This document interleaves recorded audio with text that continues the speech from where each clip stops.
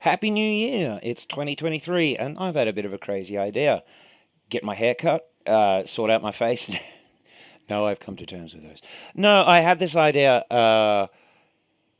that some of the games channels I've been watching. GameSack comes to mind. Actually, GameSack in particular do a YouTube series they call series of videos that on games that push consoles' hardware limits. And I got thinking while I had my Mega Drive sitting out on my coffee table with its lid off while testing my switchless mod that's on this system, staring at it vacantly one day, and I'm like, wow, there's a lot of chips. I wonder how hot that actually gets. So basically, the question is, well, if these games really push the limits of the hardware so much, then how hot is it? So I thought maybe that's an idea. This video is me basically giving it the first trial run to see how it goes. Realistically, the amount of work that's gone into this has been maybe 4 hours of dedicated, deliberate action. It's just taking me a week to bother. So we've got temperature sensors on the heatsink, the two CPUs, the 68K, the main 16-bit one in the Mega Drive, and the Z80, which is the sound coprocessor. Also the video display chip and the Yamaha synth chip. So we'll play some gameplay. I've got Strider 2 in here at the moment because I do. And what we also have then is we can switch. The background is the video feed of the system that's not on, but here we can have a look at right now. We can have a look at these graphs. I can recenter them. So these are from earlier when I was testing, and interesting that it took such a dive. Anyway, that's the whole idea. Is we'll play some games, we'll grab temperature data from the various components of the system, and then we'll answer the question, well, how hot is it? I have no expectations of Strider 2. I mean, I've only really been playing it for about on and off for a couple of weeks since I got it. But let's see what we get. So, without further ado, let's play some games. There we go. Okay, so we can barely kind of read it over here, but we can at least see the approximations of the temperature curves.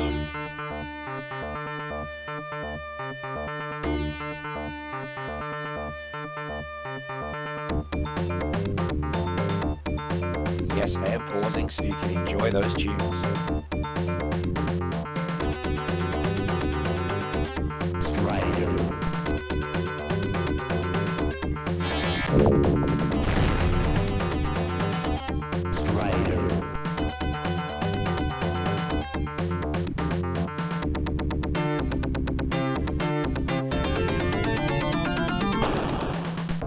Okay, right, that's enough of that.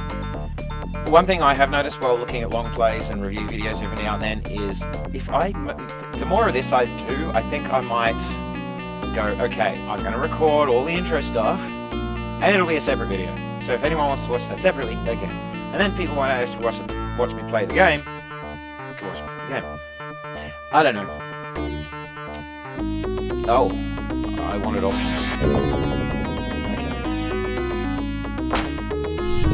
I have a suspicion. These are just. I don't know that.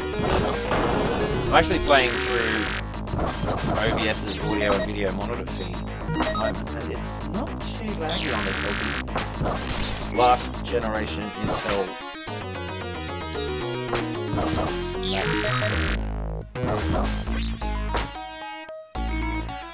I remember seeing, I remember the name Strider. I remember it was a big fuss back in the day, but I don't know much more about it than that. And watching it in review videos and retro gaming videos lately, it's like, oh, yeah. It looks like a game. It looks interesting. I thought maybe all this jumping and cartwheeling he does might be unwieldy, but it's actually, the controls are very well done. They're very easy to get into and to work out how to make it through this. levels. Oh, you do have a time limit, checkpoints and stuff, like mini bosses. So I've got 48 seconds. Probably not going to make it to get to the.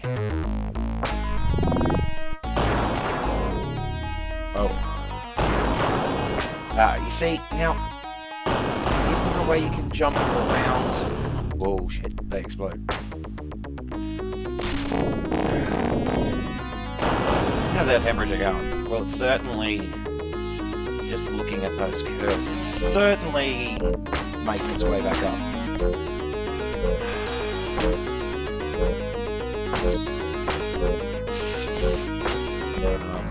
I'm not even going to come close to the checkpoint. Oh, actually,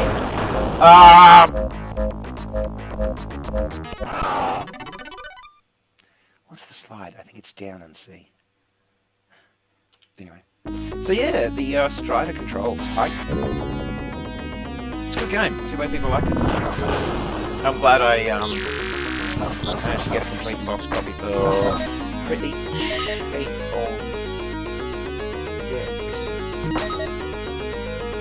Now, one thing I realized is that I keep not using my shurikens.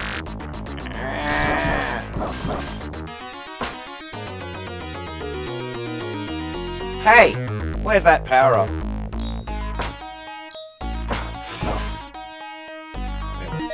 Okay, health. This jumping, that. It certainly is nicer than Sprite goes run, Sprite jumps in arc, Sprite lands, Sprite runs, Sprite jumps in arc. So this is pretty cool.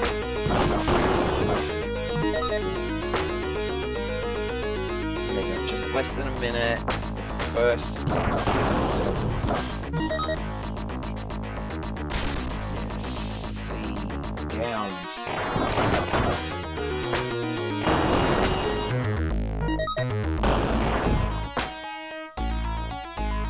What can really suck with this is the way that some things send you flying like that.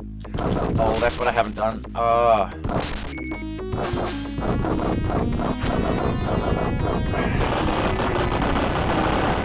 that now. Using 8-bit Do wireless controller. There we go. I remembered that rapid fire and the sword actually works really well.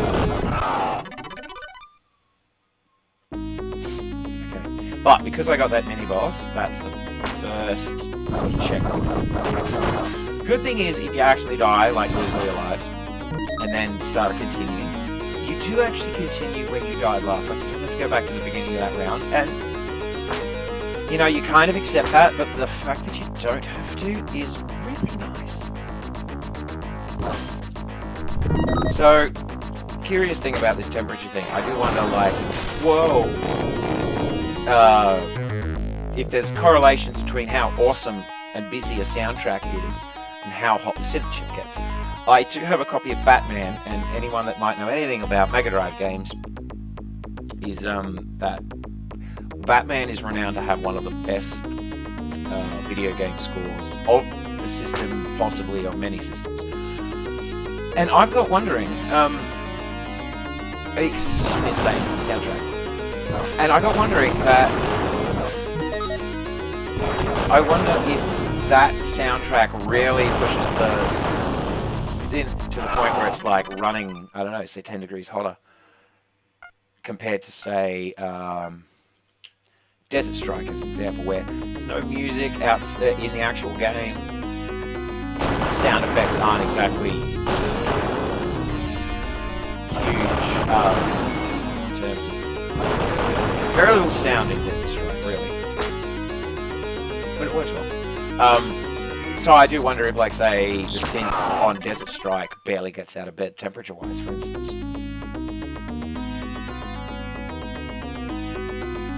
Now it's that moment where I'm staring intently at my graph.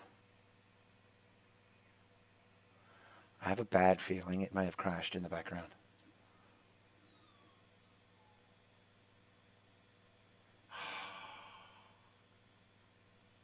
Yeah, okay, it's done that. Right.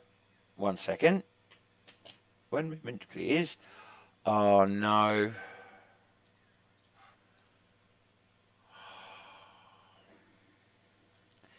The issue with this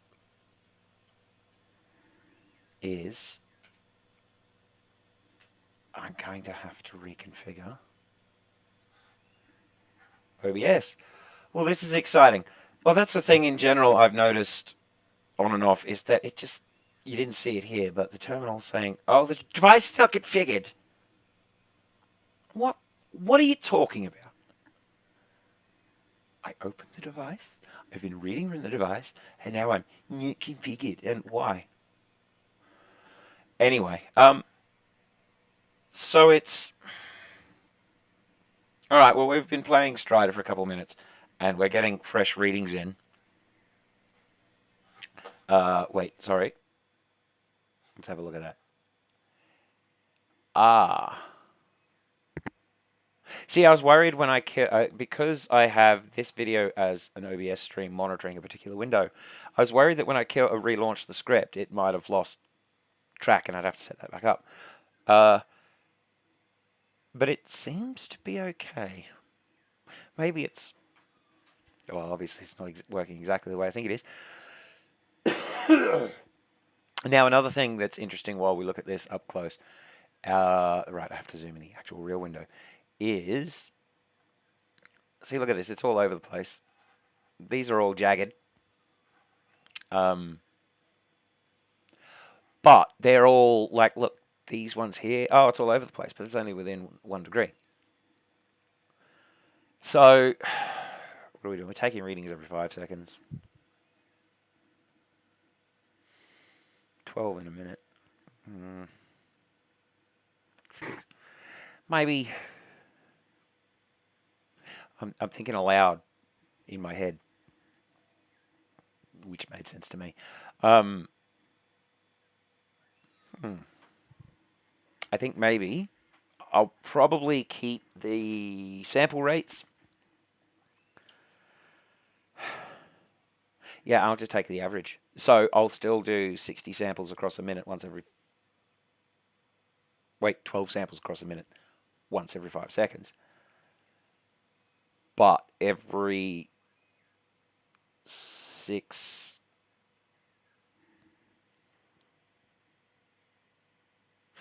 I'll average them out, I think. Just so these numbers that we get in the graphs are a little less reactive. This is always a thing when you look at digitalizing analog signals for sampling and measurement is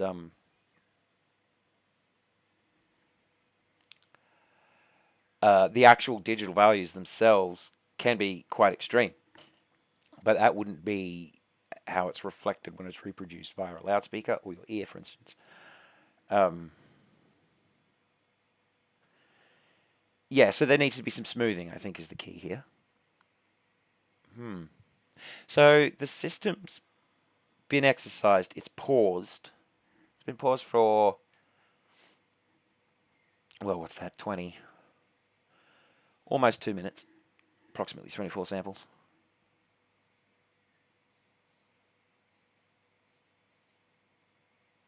The line is, it draws the line out to the end equal to the last value it read. That's just how I've opted to represent the data I get. So heatsink, 44 degrees, CPU. So it's been hovering. It's been hovering about 2 degrees. Oh, dropped. Now this, I might also be able to get some smooth for free. The data sheet for these temperature sensors I'm using does actually suggest soldering a small capacitor, essentially a decoupling capacitor across its power supply pins. But now this might be interesting to see. I've got this kind of data. It's just, I like, really, did it really drop 2 degrees for 5 seconds and then jump up a whole 2 degrees? Maybe it did.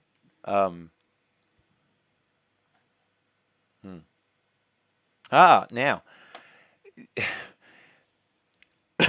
Might be interesting to put games in for the first time and place bets on what we think is going to be the hottest. So the VDP, yeah, it's working a little. Now the synth. You see, this is kind of what kicked this off, because one day I just was randomly poking around and was surprised, like semi-randomly poking the chips and being like, oh, how hot is this thing getting? I was quite surprised to see the synth actually feel the hottest. So 54 point something or other degrees.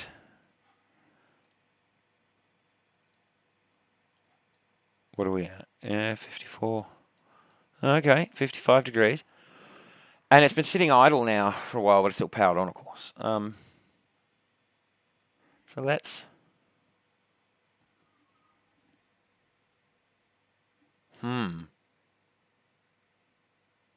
Let's just keep playing Strider and see what happens.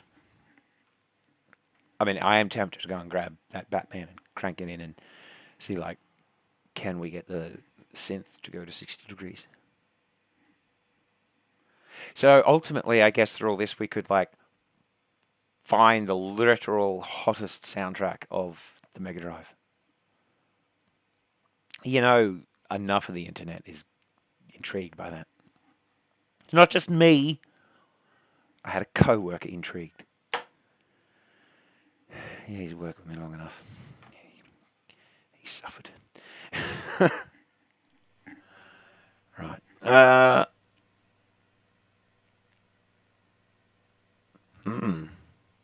Now that's interesting. Oh, wait, I was looking, sorry, just looking at Al, the second one from the bottom, the synth. There we go. How it looked like it's not getting samples. It's because I was zoomed in on that. And then you can click the auto reset. No, not the exploding. Down the hill.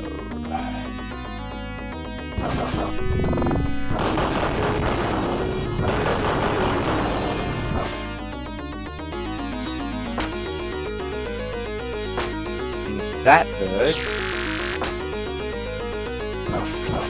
drops an extra life for us.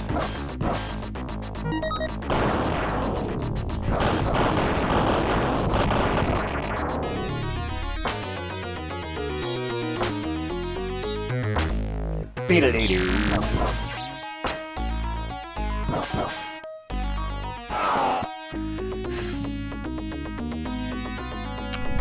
That's how you do it.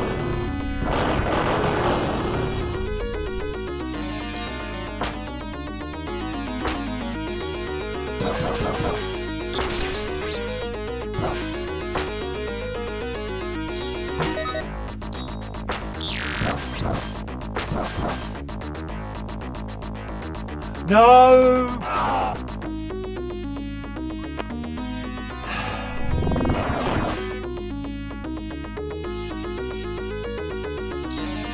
Good thing is that life keeps respawning.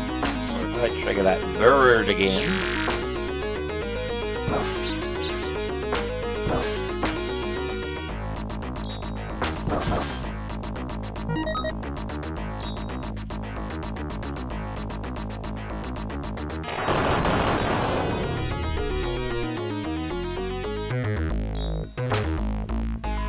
I have at least finished the first level of this. No! I was a bit worried I was over the edge there.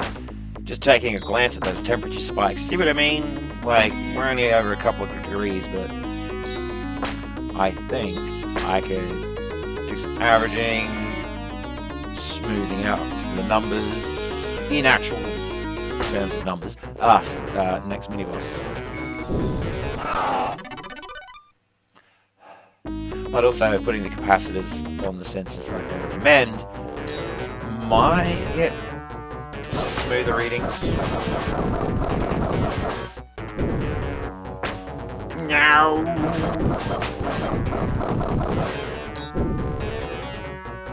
One more hit and I'm done.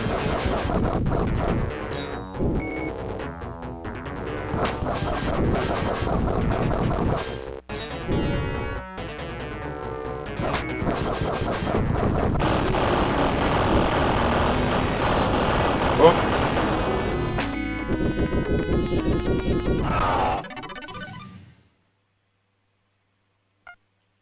Sure.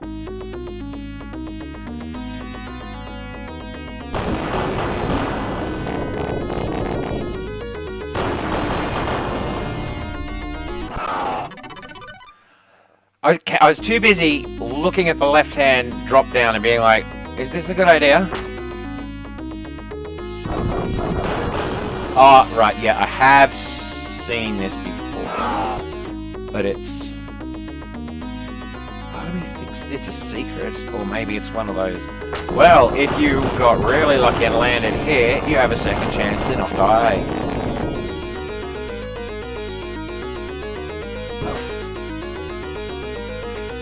Keep forgetting shurikens are a thing.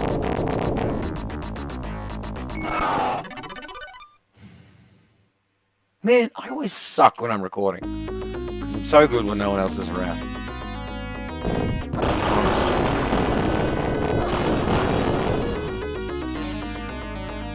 Honest. Sometimes when I get hit by a projectile and I go flying, it feels like, okay, well, may as well just go off and make a cup of tea. Nice coffee, actually.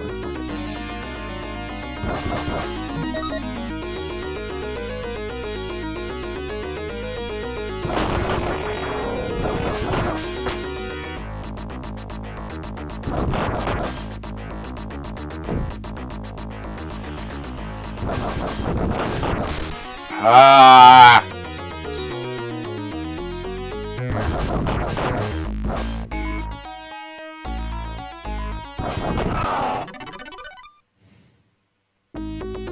It's a tricky. You just got to time those wall robots right. Oh wait, shurikens.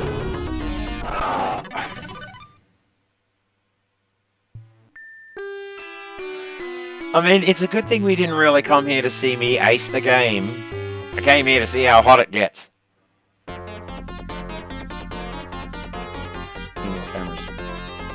Well done. Please enter your name. I tell ya, this guy has probably played more video games than anyone in history.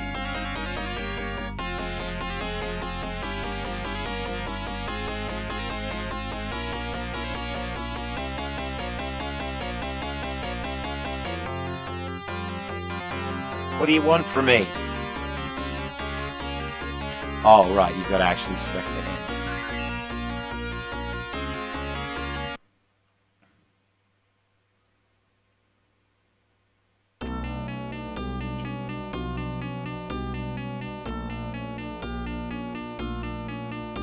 I really like the intro music on this one too.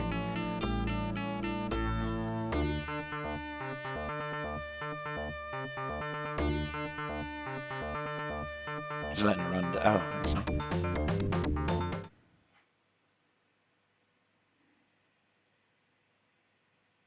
why have we lost sound? Oh, right, that would be because I need to add the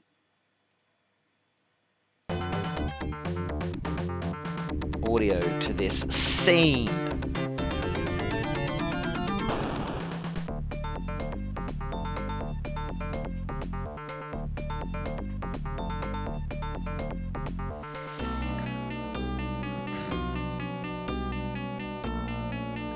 Okay, what do we got?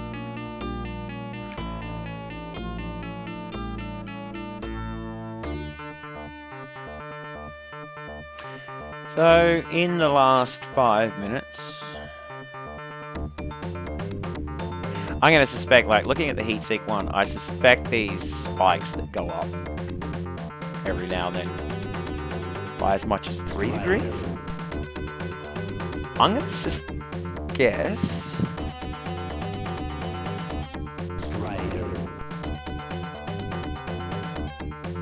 Actually, here's one.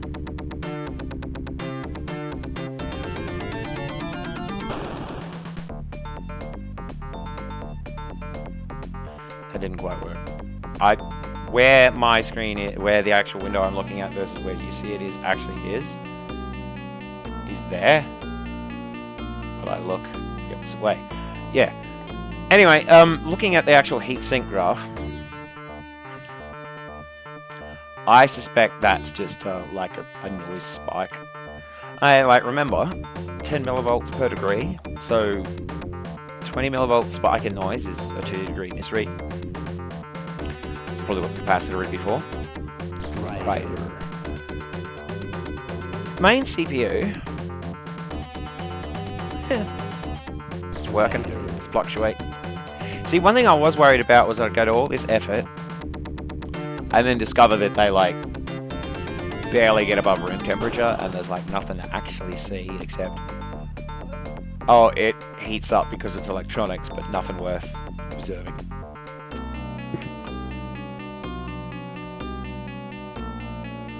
So, 52 degrees.